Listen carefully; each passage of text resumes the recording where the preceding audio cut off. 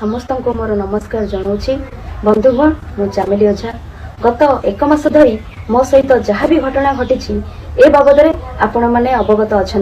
राज्यर तमाम जनसाधारण मते समर्थन और सहानुभूति देइथिले सेमानक निकट में मु कृतज्ञ। एबे गोटे गुरुत्वपूर्ण प्रसंग आपनक निकट को आनिबा को चाहूछि। ताहा हैला मो विरुद्ध रे आसीथिबा अनास्था प्रस्ताव। मो पंचायत रे 22 वार्ड मेंबरक मध्यरु 21 वार्ड मेंबर विरुद्ध रे अनास्था प्रस्ताव आनिचंती। ए अनास्था प्रस्ताव रो पछर असल कथा आपण माने जानिबा आवश्यक। अनास्था पई सरकारी दलर महाकालपड़ा विधायक और जिला प्रशासन गोटे बड़ षड़यंत्र रचिछन। विधायक और प्रशासन अनास्थारे सफल हेबा पई केमिति पद हरेबी सेथिपई जिलार एक दुर्दांत अपराधी पाद तलको जाइछंती। प्रथम कथा हैला किछि वार्ड मेंबर माननकु अर्थ देई मो विरुद्ध रे आनिथिबा बेले किछि वार्ड मेंबर माननकु धमक चमक देई एही दुर्दांत अपराधी राजी करैछि।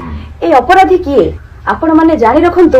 एही अपराधी हेउछि साजन बेहेरा, जे कि बिबू साहू हत्यार मुख्य अभियुक्त थिले। एही साजन बेहेरा गत नवेम्बर मासरु आउ एक गैंगस्टर लिट्टू दास जे कि निर्खोज अछंती।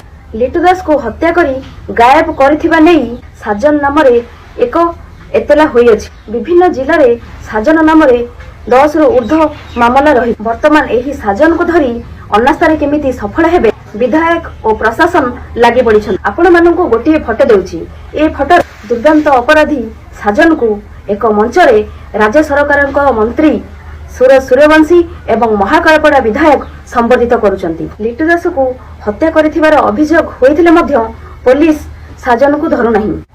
मो विरुद्ध रे आसीथिबा अनास्था एही साजन बहु वार्ड मेंबर को धमक चमक देउथिबार किछि वार्ड मेंबर मते कहिसंती। ताहार प्रमाण स्वरूप मो पाखरे ऑडियो रेकॉर्डिंग अछि। वर्तमान मो प्रति एवं मो परिवार प्रति भयंकर विपद रहिथिबा नै मो 2 दिन तळे आईजी डीजी एवं केन्द्रापड़ा एसपी को मध्य ए बाबद अवगत करैछि।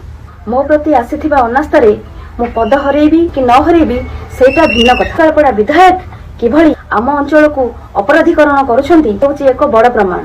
तेणु करी मो राज्य सरकार और पुलिस प्रशासन को अनुरोध करू अपराधी कार्यकलाप थिबा व्यक्ति प्रति कार्यानुष्ठान निया जाऊ। शेष रे राज्यवासी की मो गोटिए कथा कहिबाकू चाहूछि। भविष्य रे मु एवं मो परिवार रो किछि भी जदि क्षति हुए ताहले एही 2 जन दायी रहिबे, महाकालपड़ा विधायक एवं साजन बेहेरा। धन्यवाद। जय जगन्नाथ।